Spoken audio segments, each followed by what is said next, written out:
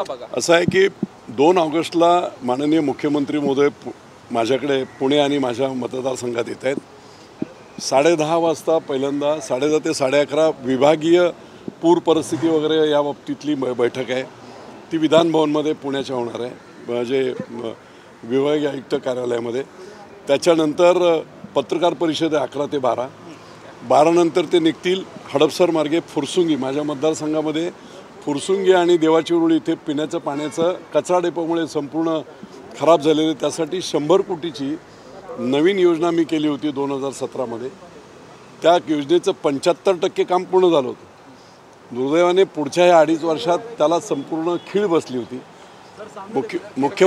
तर मुख्यमंत्री महोदय या फुरसुंगी देवाची उरुळी या पाणीपुरवठा योजनेचं झालेल्या कामाची पाहणी करतील आणि आवश्यक निधी जो त्याला लागणार आहे तर आवश्यक निधीची घोषणा हे मुख्यमंत्री करतील आणि साधारणतः 60% सप्टेंबरपर्यंत ती योजना कार्यान्वित होईल आणि मार्चपर्यंत 100% जवळजवळ 1.5 लाख लोकांना पाणी घरापर्यंत पोहोचेल अशी महत्त्वाकांक्षी योजना आहे।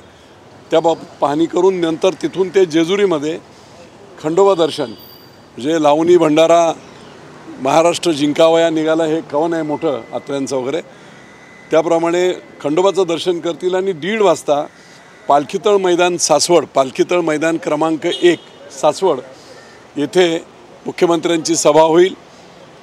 सभेनंतर मग ते पुण्याकडे रवाना होतील। 3-5 प्रोजेक्ट, एअरपोर्ट, गुंजवणीचं पाणी, गुंजवणीचं सँक्शन केलेले 600 कोटीचं मटेरियल येऊन पडलं आहे, ठप्प होतं जसंच तसं। हे 100 कोटीची पाण्याची लाईन 100% ठप्प होती जशीच्या तशी। 80% काम जवळजवळ मी आमदार असतानाच केलं होतं, पुढे काही खेळा लागला नाही। त्याच्यानंतर राष्ट्रीय बाजार, जो राष्ट्रीय बाजार हा भाजप युती सरकारच्या काळामध्ये देवेंद्र फडणवीसांनी दिवेच्या गायरांमध्ये पुरंदरमध्ये मी प्रस्तावित केला होता, त्याला तत्वता मान्यता दिली होती। तो प्रस्ताव तसाच त्यांनी भिजत ठेवला आणि थेऊर येथील यशवंत सहकारी साखर कारखान्याच्या जागेमध्ये ती जागा विकत घेऊन करोडो रुपयाला बँकांची कर्ज फेडून तिथे प्रस्तावित बाजार केला होता। त्याच्याबद्दलचा महत्त्वाचा निर्णय घोषित करतील, जिथे दिवे बाजारामध्ये राष्ट्रीय बाजार आणि APMC पुण्याचं मार्केट जे होत होतं ते दिव्यालाच परत होणार आहे। या संदर्भातली घोषणा आणि या संदर्भातल्या संपूर्ण गोष्टी मुख्यमंत्री महोदय, ते एक अतिशय महत्त्वाचा प्रकल्प आहे।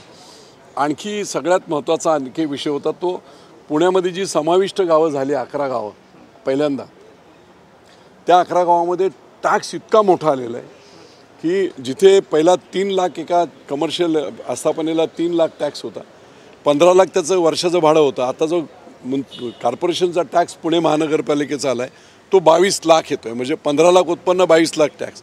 त्यामुळे लोक वैतागलेले आहेत आणि लोकांनी काही मागणी केली की बाबा एक तर टॅक्स कमी करा, नाही तर पूर्ववत अंमली जसे ग्रामपंचायतमध्ये होतो त्या ग्रामपंचायत पुनर्स्थापना करा आणि PMRDAला विकासाचं जे संपूर्ण हे आहे त्याच्यामध्ये समाविष्ट, अशी त्यांची मागणी आहे। त्या संदर्भात सुद्धा लोकांशी चर्चा होईल। इथे मुख्यमंत्री महोदय देखील चर्चा करतायत।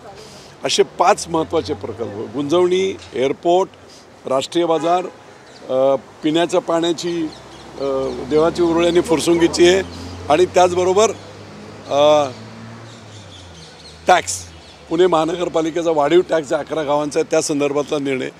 या संदर्भात संपूर्ण चर्चा प्रशासनाशी करून माननीय मुख्यमंत्री या बाबतीत महत्त्वाच्या गोष्टी संवाद हा शेतकऱ्यांशी करतो। मुख्यमंत्री जे एकनिष्ठ शिवसैनिक आहेत त्यांच्या देखील भेटीगाठी घेताना पाहायला मिळत आहेत, ज्यांनी बाळासाहेब ठाकरेंसोबत। मी आता अधिकृत प्रवक्ते जे आहेत शिस्त पाळली पाहिजे, त्यामुळे या बाबतीमध्ये अधिकृत प्रवक्ते जे असतील ते बरोबर आपल्याला। शिवतरे साहब, हिंदी में जानना चाहेंगे कि मुख्यमंत्री आपके इलाके में पुणे जा रहे हैं, कई दिनों के दौरे पर हैं, जहां जहां पर भी 2.5 साल में काम नहीं हुए थे और प्रस्तावित काम भी रोक दिए गए थे, उन सारी जगहों पर मुख्यमंत्री खुद जाकर के सैंक्शन कर रहे हैं, क्या है पूरा दौरा? देखिए, जब मैं मंत्री था भाजपा सैनिक की गवर्नमेंट थी, वो टाइम पे ये 5 मेरे प्रकल्प है जो गेम चेंजर है।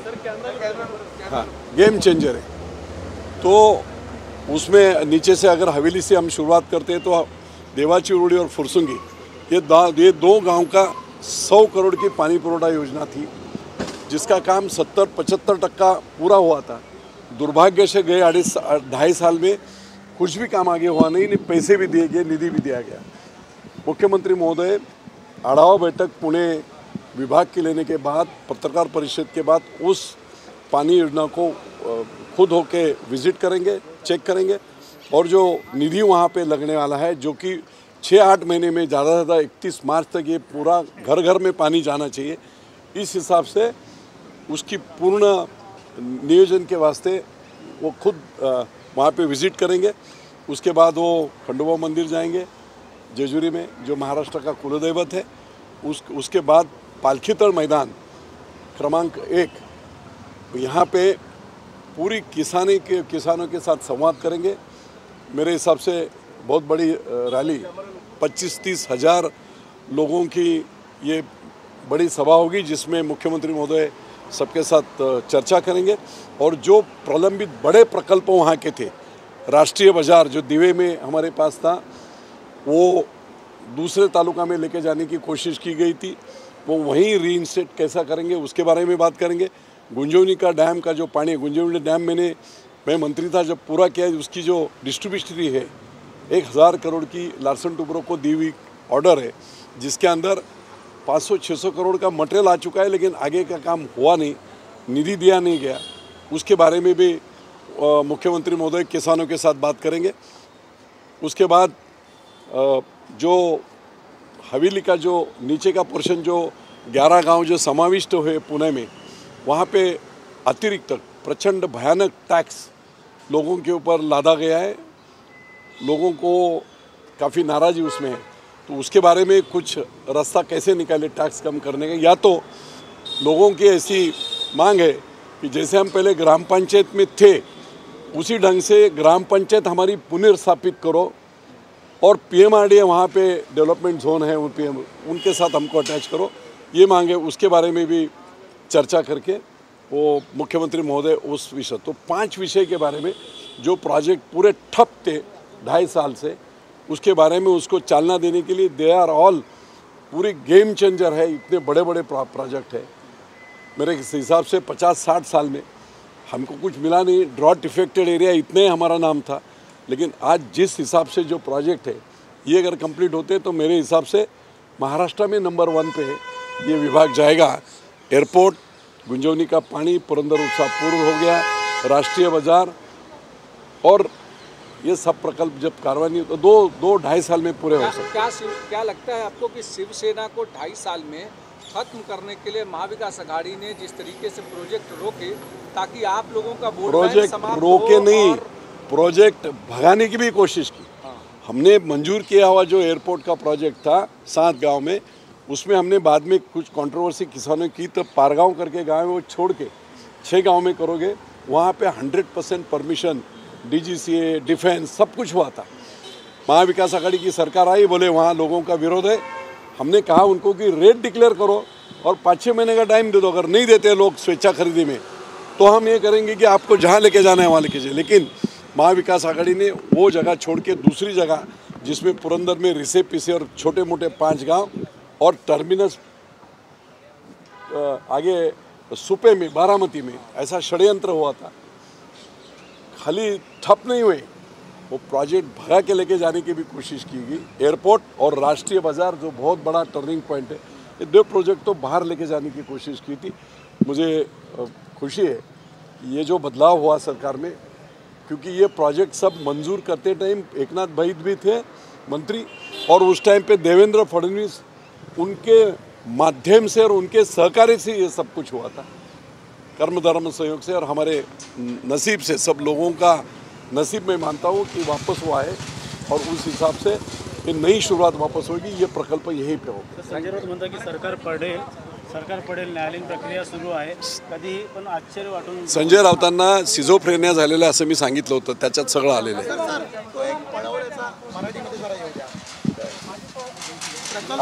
असं आहे की प्रयत्न झाला, असं एक विलंब फक्त निधी तर दिले नाहीत, हा एक प्रकार झाला गुंजवणीसाठी वगैरे, परंतु महत्त्वाचे 2 प्रकल्प, एअरपोर्ट आणि राष्ट्रीय बाजार, दिवे येथील गायरांमध्ये असणारा राष्ट्रीय बाजार, हा राष्ट्रीय बाजार पुरंदरमधून रद्द करून तो यशवंत सहकारी साखर कारखान्याच्या विभागामध्ये करोडो रुपये विकत घेऊन ही जागा सरकार थ्रोवे प्राईजला मिळेल आणि एक चांगलं काम तिथे उभं राहील, पण तिथे करोडो रुपये देऊन यशवंत सहकारी साखर कारखान्यामध्ये राष्ट्रीय बाजार आणि पुण्याचा विस्तारित बाजार नेण्याचा षडयंत्र झालं होतं. नशिबाने ते षडयंत्र आता थांबवण्यात येईल असं मुख्यमंत्री महोदयांनी शब्द दिले. निश्चितपणे परत दिवे येथेच तो प्रकार होईल. एअरपोर्टच्या बाबतीमध्ये 7 गावामध्ये एअरपोर्ट प्रस्तावित केला होता देवेंद्र भाऊ फडणवीसांनी. DGCA पासून डिफेन्स सगळ्या परमिशन आंतरराष्ट्रीय विमानतळाच्या तिथे झाल्या होत्या. हायपॉवर कमिटीची पंतप्रधानांच्या अंतर्गत असणारी जी कमिटी होती, डिस्टन्स 120 किलोमीटर 2 एअरपोर्टमध्ये असायला होते, 105 होतं, त्याची देखील मंजुरी झाली होती. परंतु इथे लोक विरोध करतायत. हे फक्त नाव सांगून बारामतीकरांनी हा प्रकल्प दुसऱ्या पुरंदरची नावं फक्त जिथे लँडिंग होईल अशी 4-5 गावं घेतली आणि बाकी तुमचा टर्मिनस हा सुप्यामध्ये बारामती नेण्याचं षडयंत्र होतं, पळवण्याचा हा षडयंत्र होता. निश्चितपणे देवाच्या दयेने हे सरकार बदलल्यामुळे हे 2 महत्त्वाचे प्रकल्प जे पुढच्या 10-20 पिढ्यांचे आमचे महत्त्वाचे आहेत, त्याच्यामध्ये निश्चितपणे देवाने आम्हाला न्याय दिला आहे. एकनाथ शिंदे भाई आणि DCM देवेंद्र फडणवीस या दोघांना याची कल्पना असल्यामुळे आता पुढचं काम जोरात सुरू आहे. ते बारामतीला त्यांना न्यायचे होते ना. आणि एक खाली यशवंत सहकारी साखर कारखान्याचे MEC बँकेचं लोन, पुणे जिल्हा बँकेचं लोन करोडो रुपये त्या मार्केटमधून घेतले असते, आणखी काय हानाहानी केली असती. आणि इथे तर सरकारची जागा आहे आणि एकदम प्राईम जागा आहे. घाट चढून वर आल्याबरोबर जागा आहे. 5 कोटी एकरची जागा सरकारकडून फ्रीमध्ये मिळत होती तिथे बाजार करायला. कॉस्टसुद्धा एकदम कमी होईल. तर त्यांनी आता बदललं तर निश्चितपणे त्याच्यात बदल होईल. पुरंदरच्या जनतेचं नशीब आणि माझं नशीब मी समजतो हा बदलाव झाला, त्याच्यातला मॅक्झिमम फायदा हा निश्चितपणे महाराष्ट्रात पुरंदर आणि पुण्याला होणार. पुरंदरचा हा फायदा कोणी बारामतीतल्या कुठल्या नेत्याने नाही, नावं कशाला हवी आहेत? चला नावं नको.